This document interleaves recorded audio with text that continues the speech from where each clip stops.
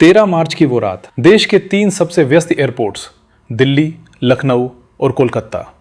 Immigration काउंटरों पर सब कुछ सामान्य लग रहा था, लेकिन सुरक्षा एजेंसियों की धड़कनें तेज थीं। अचानक सायरन नहीं बजा, पर शिकंजा कस गया। 7 विदेशी चेहरे हिरासत में लिए गए, 6 यूक्रेनियन और 1 अमेरिकी।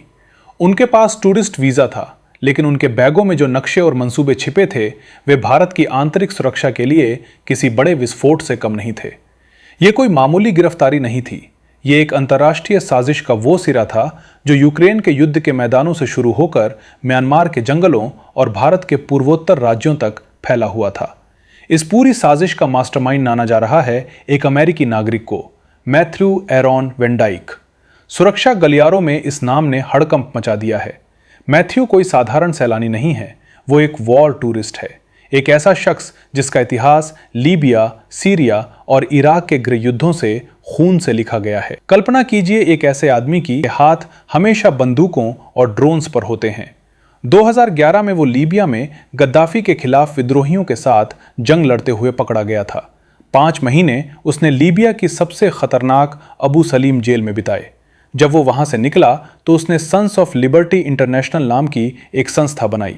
ऊपर से देखने पर यह एक एनजीओ लगता है, लेकिन असल में ये उन लोगों को हथियारों की ट्रेनिंग देता है जो सत्ताओं को पलटने का दम रखते हैं। वेन डाइक का भारत आना एक सोची समझी चाल का हिस्सा था। पिछले 3 सालों से वो यूक्रेन में था, जहां वो ड्रोन वॉरफेयर का मास्टर बन चुका था। उसने वहां ऐसे काउंटर ड्रोन हथियार विकसित किए जो दुश्मन के ड्रोन्स को हवा में ही मार गिराते हैं, और यही खतरनाक टेक्नोलॉजी वो भारत के पूर्वोत्तर राज्यों में सप्लाई करने की कोशिश कर रहा था। वे दिल्ली उतरे, फिर कोलकाता गए और वहां से गुवाहाटी के रास्ते मिजोरम के प्रतिबंधित इलाकों में बिना किसी परमिट के घुस गए।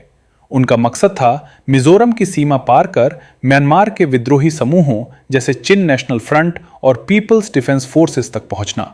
वहां उन्हें इन विद्रोहियों को ड्रोन चलाने और ड्रोन हमलों से बचने की ट्रेनिंग देनी थी। लेकिन यह खतरा सिर्फ म्यांमार तक सीमित नहीं था। रिपोर्टें बताती हैं कि ये ड्रोन्स और ये ट्रेनिंग भारत के उन विद्रोही समूहों तक भी पहुंचाई जा रही थी जो मणिपुर और मिजोरम में अशांति फैलाना चाहते हैं। सुरक्षा विशेषज्ञ इसे हाइब्रिड वॉरफेयर कह रहे हैं। अब आतंकवाद सिर्फ बंदूकों और बमों तक सीमित नहीं है। अब युद्ध के मैदान से सीधे टेक्नीशियंस और लॉजिस्टिक्स एजेंट भारत की सीमाओं में घुस रहे हैं। वेन डाइक जैसे लोग CIA के कॉन्ट्रैक्ट एसेट हो सकते हैं, जिन्हें शीप डिपिंग तकनीक के जरिए सिविलियन कवर दिया जाता है ताकि पकड़े जाने पर अमेरिकी सरकार पल्ला झाड़ सके। सवाल गहरा है, क्या यह भारत के खिलाफ कोई बड़ा भू राजनीतिक खेल है? कुछ विश्लेषकों का मानना है कि यह पूर्वोत्तर भारत को अस्थिर कर वहां एक क्रिश्चियन रिपब्लिक बनाने के पुराने एजेंडे को हवा देने की कोशिश है। मणिपुर के जलने के बाद अब साजिश मिजोरम को अगला मणिपुर बनाने की थी। म्यांमार में रिजीम चेंज के नाम पर भारत की सीमावर्ती सुरक्षा के साथ खिलवाड़ किया जा रहा था। NIA की इस कार्रवाई ने एक बहुत बड़े पर्दे को हटा दिया है। ये सिर्फ 7 विदेशी नागरिकों की गिरफ्तारी नहीं है, बल्कि उस ग्लोबल नेटवर्क का पर्दाफाश है जो भारत की विकास की रफ्तार को आंतरिक कलह में उलझाकर रोकना चाहता है।